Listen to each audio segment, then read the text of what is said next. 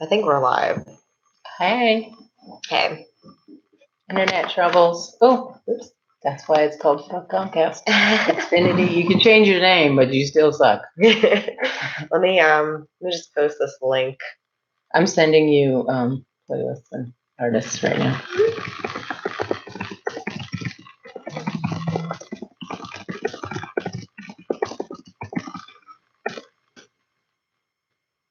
Oh, everybody's raving about Chloe and Haley too. Have you listened to that? No, what is that? I'm gonna send it to you. I haven't listened to it yet. Oh, Rachel says Asian Doll is great. Hell yeah. Okay. What song do you like? Can that be on the can you have the conversation like on the... Yeah. I should tell her to come online. Come online and watch. I look really tired. I look like I have Forrest Whitaker eye. Oh no. Mm-hmm. I'm really tired too. Well, it gets worse after certain times. I was walking around the office like this, like, ugh. And my supervisor saw me and I was like, oh, hey. Did I tell you I made a playlist for my book release? Oh, nice. Yeah, so I need a DJ. I'm trying to get Bayani if he's not out of state doing his show. But so this book has, I realized, so many musical references in it. All the old school hip hop stuff, Prince, because I'm talking about Prince, Muhammad Ali, David Bowie, and Five Dog. And so anyways, I just made this whole playlist that's all like things that I mention in it. Oh, nice. And I'm super juiced to put it together and like figure out what I'm going to read and what should be sampled in and out. Yeah, it'll be good. That's tight. Yeah. So I need a DJ for mine, June 30th. June 30th. Mm-hmm. Are we doing that here? No, it's at Nomadic. Nomadic, okay. I assume in the same, like how yours was. Mm-hmm. But we're going to get lit on mine because we're going to have music. Okay, yeah. That's tight. That's my hope. I mean, I'm still trying to figure out the cover right now. Yeah, that's fun. That's going to be big. I hope. Yeah. You just got to make it big. Like, I wish... How? Help me. I will help you. We will put together a marketing plan. Please help me because I read for Williams Friday and nobody came. Yeah. No 4 people or something. It's hard. I mean, I don't really like reading so much anymore because people don't come and like I don't think anyone really cares.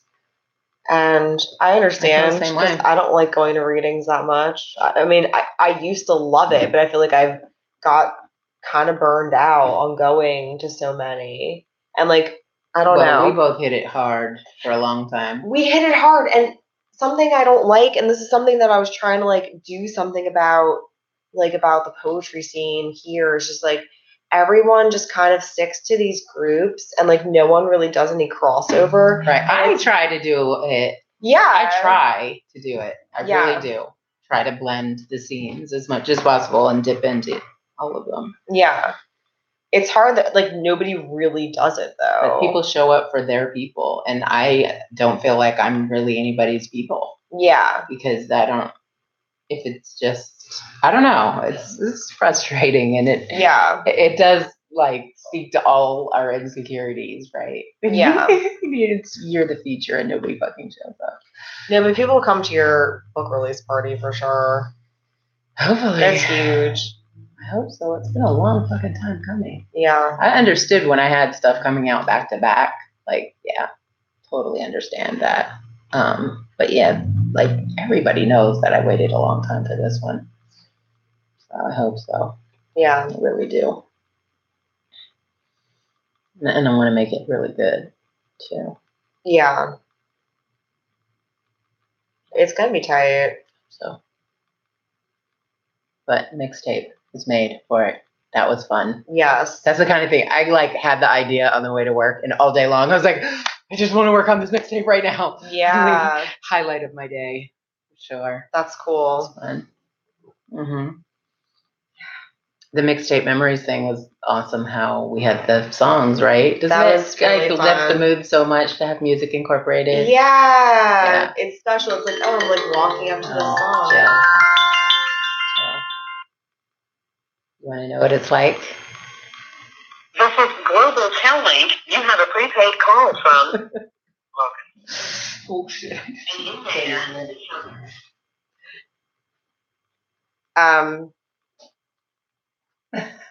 What do you want me to do? Let's just have him answer some questions. Okay. For using Global Tel-Link.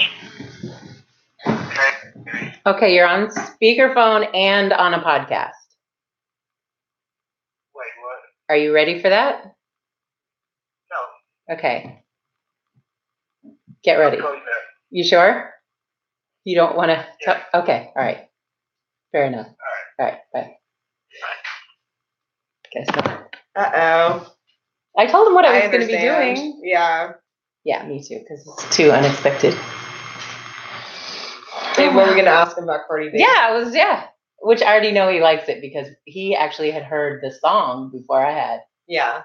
When I got down there. Because he's got a little handheld radio and he's listening to all the LA stations. But he's complaining that they play the same songs too much, but he's up on it pretty well. So he likes the new single? Yeah, he liked the Heartbreak Careful. Song? Yeah, Be Careful. Yeah. Oh, I like it. Yeah. I mean, I guess I can relate to it too much. Mm-hmm. But, yeah, he liked it. But he doesn't want to tell us about it, I guess. It's fine. I wouldn't want to be on this podcast if I were him. No, not unexpectedly. No. You know he'd do it if it was a little preparation. Yeah, especially like over the phone. Oh. Did you hear the part of the Joe Budden podcast where Rory's talking about the Shine album that he recorded over the jail phone? Yeah. He played part of that song and I was like, I've heard this beat before. Like, what the fuck is this? So like had to like look for it. Mm-hmm. That song is so good, more or less. Oh my god. I've just been playing it over and over again. There you go. Yeah. Trying to think who did albums over the phone from jail. Did Mac Dre? Mac Dre and Bad Brains.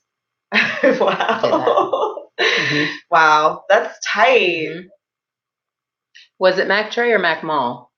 I thought it was Mac Dre. Oh, okay. I definitely had it, and I played it at the time. It might have been Mac Mall too. I feel like a lot of people were doing it just because, like, you have these ideas, you got to get them out. Yeah, it's cool. I mean, the quality sucks, but it's not really the point. I had all those Bay artists on my cassettes, and I went back east and would be playing like the very early Mac Dre was California Livin'. Not what the sound became later on, but yeah, they kept on me really hard on the East Coast about it, but I loved it. Yeah. But then it was funny how hella years later he blew up the way he did. It was, it was a trip. Yeah.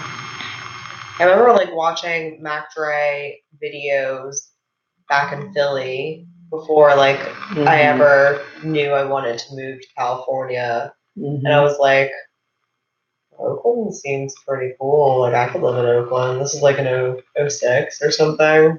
So I'm talking about having that cassettes in 93 when I went back east. So that's how long Fools was out here doing that. Yeah. Yeah. That's nuts. Mm-hmm. Yeah. What else? What else should we talk about? Yeah. I don't know. What do you want to talk about? Oh. I feel like, I don't know, maybe this doesn't apply to you because you have such like a particular style, and I feel like if someone were to rip you off, like it would be really obvious. Has it ever happened to you? Writing wise? Yeah. I don't know. I mean, I definitely feel like I hear people trying to a little bit, but I just don't think it's replicable or something. Yeah. A little bit. Because it's not, like, I don't try to be a certain way, to have my voice be a certain way. It just has been, and I don't think it's really changed that much since I started writing. I mean, yeah. In some ways, I guess I've evolved, but it's still your voice. It's still pretty, I think I still write really quite the same. So, it's you. It's just you. So I do feel like I've been in that situation where I was listening and I was just like, are you fucking kidding me? But I was just like, well, you're not, it doesn't sound that great. Nobody's going to be fooled. So, yeah. This is not going to have the same effect because I'm usually like literally bearing my soul and I'm presenting you like a whole image. So there's nobody's else going to be it. Sorry, it's just not going to happen. Yeah. I try to be real generous and help people with whatever, but I can't tell you how to be you. Yeah. Shit is, right? So Mimi has been asking me because, somebody in an MFA program, then like meeting me and then I'm telling her, oh, well, this is how I do it. Da, da, da. And she's just like, I learned much more from you than in school, right? Paying a lot of money for that. So I'm like, that's cool. But then she came back and she goes, so here's the question. Can you actually teach poetry? Like, or do you just have it? And I think it's the same with rappers, right? There's like a certain amount of it you just fucking have. Mm-hmm. Personality, experience. Yeah. We have this drive to tell this shit for some reason that makes no sense. Yeah. I'm always getting in trouble for it because I'm always telling on myself. I cannot stop, right? Yeah. That's always my thing. Like, it's something that I just have to do. And like, is that a compulsion? I think it is. And I don't think you can fake that. Yeah. I think when people do, and I think people do try to a lot, especially coming out of MFA programs, maybe not, but I think it just doesn't come off the same. It's like, it's like hearing Aretha sing something or somebody that just brings that like pain and like all these layers of emotion into it. Yeah. When you read something that is so personal to you. Why would anyone want to be a writer though? I think there's only one logic. The only logic is that the thing that got us through alienation and shit in our lives is other people's writing. Yeah. Music and books, right?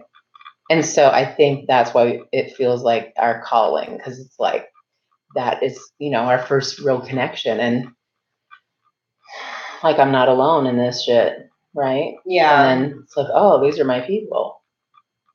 Yeah. Maybe I never felt like I was good at anything else. And I don't really necessarily feel like I'm good at writing either, but it's just something. Nothing else that in life.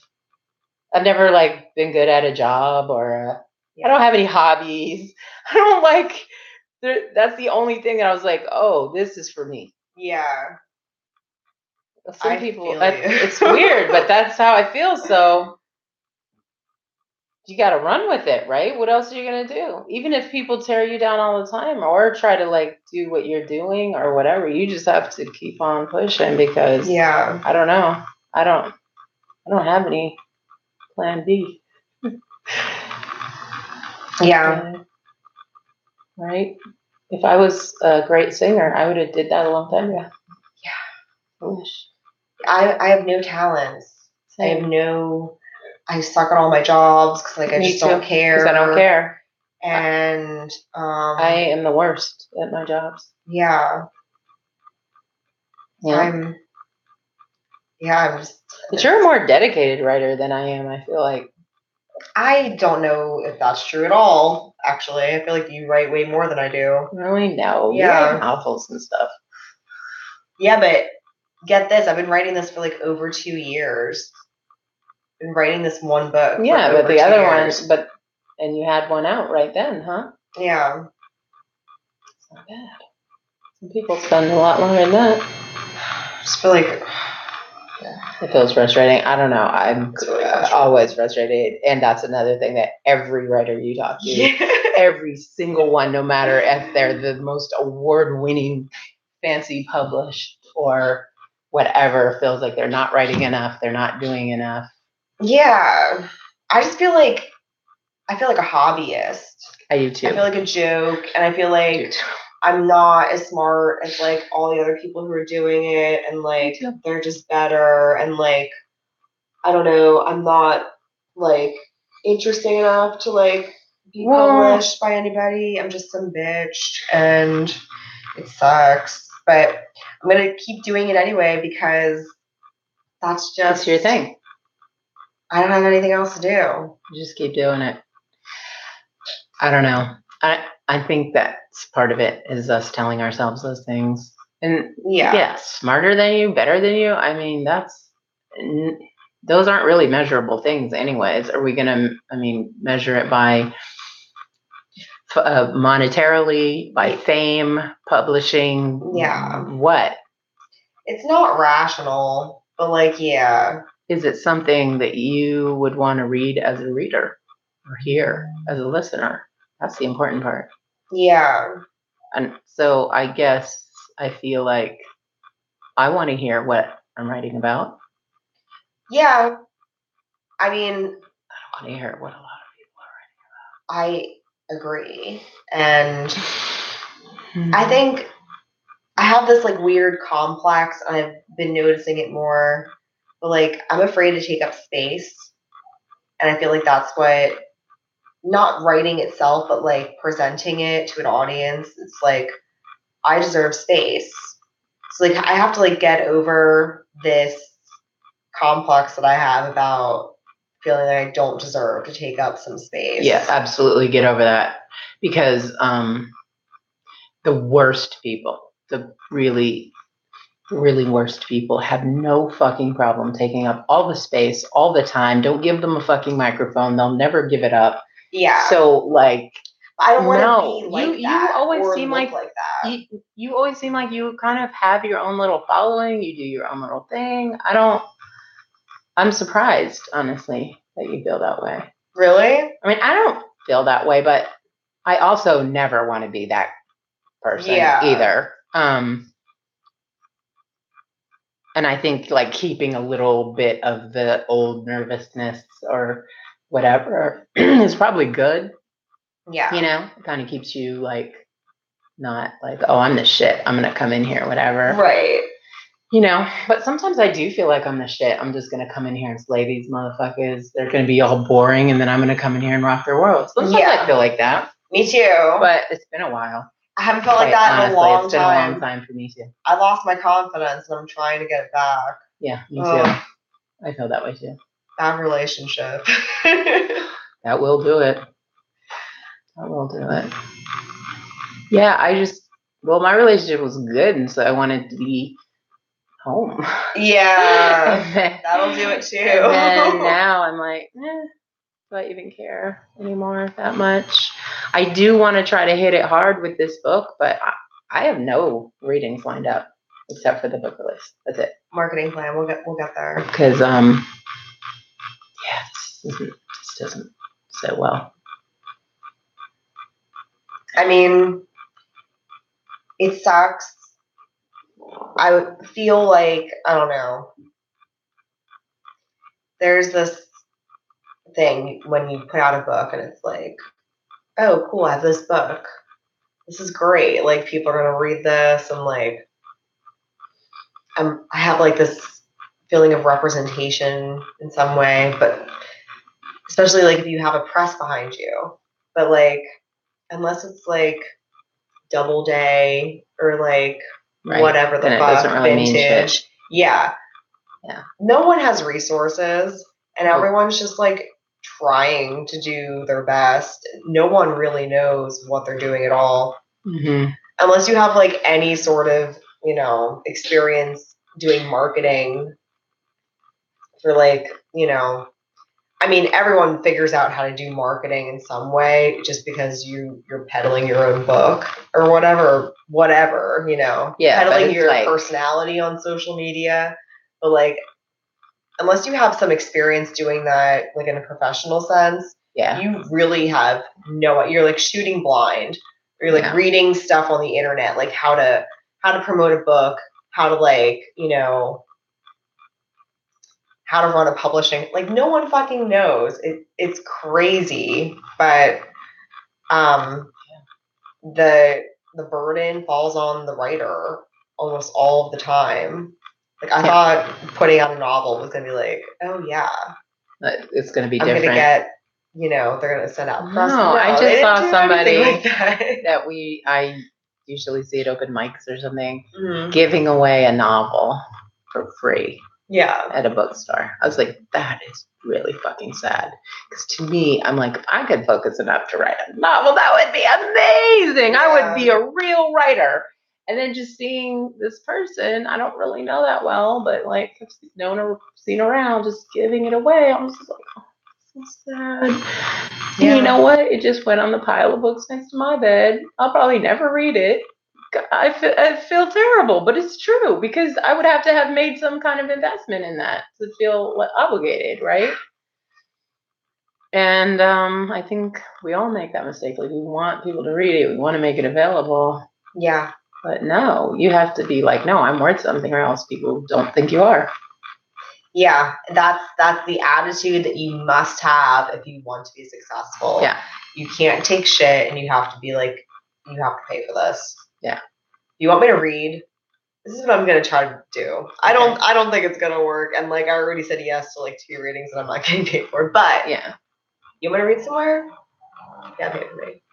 I know. You know how many people have told me to do that, and then it's like, what? But then I'm not reading at all. But and I'm not happy if I'm not engaged. You're already reading now, and like you're not happy. Well, I'm happier than when I'm not at all. Okay. All right. I think. Okay. I mean, I've been having the late night conversations about how to monetize, believe me, but it's really hard for me to take in from certain people. Mm-hmm. You know what I mean? Rachel says we have good chemistry. Oh, yay. Yeah. And people get reading fatigue. Well, yeah. I think we both hit it about the same time. Yeah. I like announced my retirement from doing readings, and then like a few months later, I was just like, oh. None of us were doing it. Yeah. Yeah, well, I mean, there's so many events now, and people are all like, so many people just don't seem to give that much of a care about it. Like we used to all get really excited about our stuff. But a lot of people are putting together stuff just as an obligation rather than to keep the series going or whatever, then because they're very excited about it, it feels like. Yeah. No, I don't know, I think there's just too much and not enough variation. And that's something, I don't know. It's whatever. It's hard even as I'm not really. Well, you curated a lot for a while. You were doing it. I mean, from that end of it, like I'm really in Moondrop Productions. Me and Colette are really committed to trying to have a lot of variation. It's really fucking hard. It feels like, are we gonna have the same people again? Love those people. Want to promote those people hella much.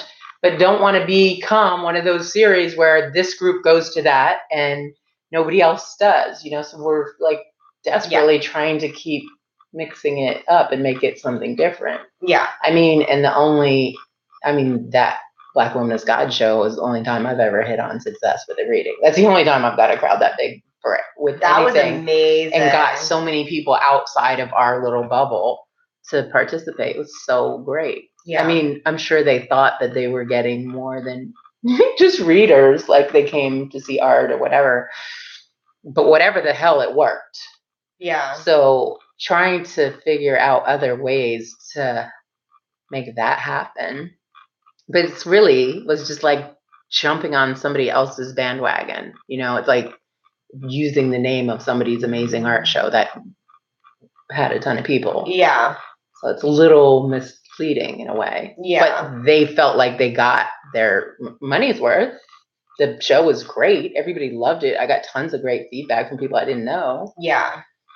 I just don't know how to keep recreating similar things like that. Yeah. But that is the key, you know. Mm-hmm. People paid happily. It was a great show, huge turnout. But like, I've never gotten a crowd like that for myself. Yeah. You gave people something that they wanted. That's important. And it's hard to do all the time, especially if you're trying to do something different every time. Right, because what's going to be the thing? Like, that was a thing that I just happened upon in my brain. But yeah. I don't know. Like, our next reading, it's going to be similar reader-wise and theme-wise, but I don't know how to make it big. Yeah. Yeah. And a lot of people are making money doing not that amazing shit on podcasts and stuff like that. Like, just fucking talking. Like, my reading is more fucking interesting than a lot of shit that people are willing to pay for. Who is selling a podcast? Well, not selling a podcast, but getting, I don't know, like, just like donations. Doing live shows or or stuff. See, that would be cool. But yeah, I mean, I don't know. I have no idea. I am not willing to pay for a lot of stuff, so same. I wouldn't go see a podcast never see live. Music because I am like dumbfounded by the cost of tickets to see music. And I used to see a lot of music in my life, but every time I look at something, I'm like, I just can't pay that much money for it. And also, like, the experience, like, I'm kind of over it. It's like, not a small venue. I'm out. Although I am going to go see Childish Gambino. Oh, yeah? Mm-hmm. Where's that? Oakland Coliseum. Oh, wow. Okay. Yeah. But that would be the first concert I've been to in a really long time. Yeah. Really long time. Can't even remember. Does he have a new album out? Well, just that Awaken My Love. That's what? Not a year yet, is it? I feel like they came out. No, that's not that long. Yeah. 8 months, 10 months, maybe a year. No, I don't know. I think it's been out for at least a year because, I mean, I don't know. I don't really listen to him. Oh, I love that album. It's not rap. Is that like his soul album? Didn't they use one of those, a song from it in the movie Get Out? Mm-hmm. Which was like, what, like February 2017? No. Oh, yeah. I guess it was. Oh, I'm totally losing my mind. No, you're not. I was just thinking the weather this really winter, weird. But Lo wasn't here this winter. Yeah. It's hard to wrap my brain around.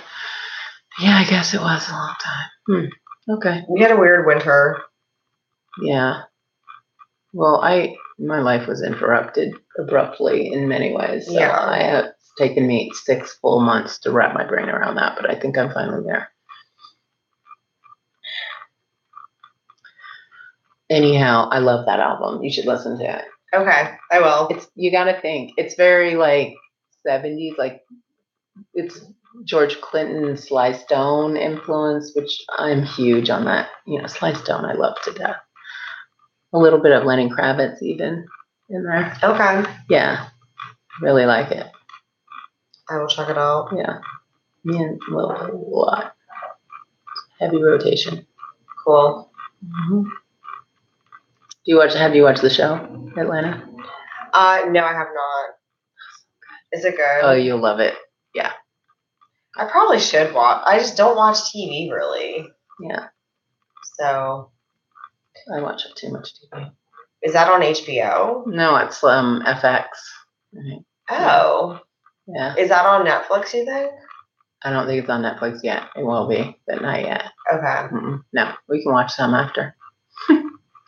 Sometimes Ro and them come over and we watch it. Yeah. That's good. Mm-hmm. What else is good? I don't know. I feel like I've been listening to just the same shit that I always listen to. Mm-hmm. But I did listen to the new releases, so happy about that. I always do, but they always so much clubby stuff. Yeah. Just poppy clubby stuff in there. But I pull it. Okay, we need to Rex Life Raj. We need to investigate this right now. Okay, because reliable sources have it. Oh yeah, Rachel says that she liked the time that we read on Valencia Street, which was pretty cool. We read at that park during Lit Crawl. She, me, and like a few other people just read. I read standing on a picnic table. Oh, okay. I read on Valencia Street once, but I wasn't with you, so it was at Lit Crawl too. Yeah, it was like Charlie Getter and unofficial thing. Yeah, yeah. It was dope. Best. I loved it. Yeah, it was people great. stop for it. Yeah, it was great. I do like a good sidewalk reading. Yeah, it's pretty satisfying when you stop people and get their attention. Yeah, that don't think they want to hear poetry while they're walking down the street, but they really do. They do. Mm-hmm. They really do. Yeah, it's kind of fun. That's the thing. Okay, so that's why we have to keep doing it, because it's like 3 out of 4 readings suck. Mm-hmm. And then there's like this one magic thing that happens. And sometimes it's because like it's a huge, great crowd or whatever it is. There's like a thing or the thing that happens on the sidewalk that you're like, oh, that was dope. Sometimes like I did that one in Berkeley, Woolsey Heights one, and nobody came. And like they always have people, but nobody knew who we were, so nobody came. But it was just a few people, and it was like dead ass silence. And I just felt like that good feeling when you're like holding them like right there, like every speck of them was paying attention. That's awesome. To my words, and like sometimes that's good enough. What was your lineup? It was really satisfying. Raina Leone, me, Christine. It was just us 3, maybe one more person. Nobody came. Just the people we brought. That's nuts. Way too many times I've been through that. And yeah, they like always have people. Yeah, they always have people. But they don't know us. It was like 2 scenes colliding, and I was excited, like, oh. And the people that were there loved me and all of us, but the other people didn't get to find out how awesome we were. That sucks. It did. But it still was like you leave and you're like, oh, that sucks. But then also that feeling of like, I read so good. And like, it was so, that feeling. Mm-hmm. That's why we keep doing it. Yeah, you totally. kind of have to keep doing it. That is because then when you stop getting that, you lose the self-confidence. Yeah. Which is where we both are at, right? When you have that 1 out of 4 that's just like, you just feel it. Like you feel that you've got people, right? I feel like I bombed the last few readings I've done. I thought my reading was horrible on Friday. I mean, I would like to have more new stuff. And it's the same old boring complaints from me. I'm trying to play this Rex Life Mirage. All right, let's hear it.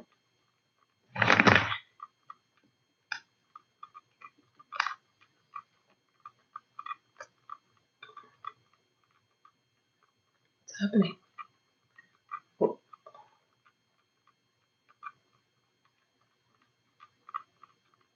Are you not finding it? No, it's just my thing's really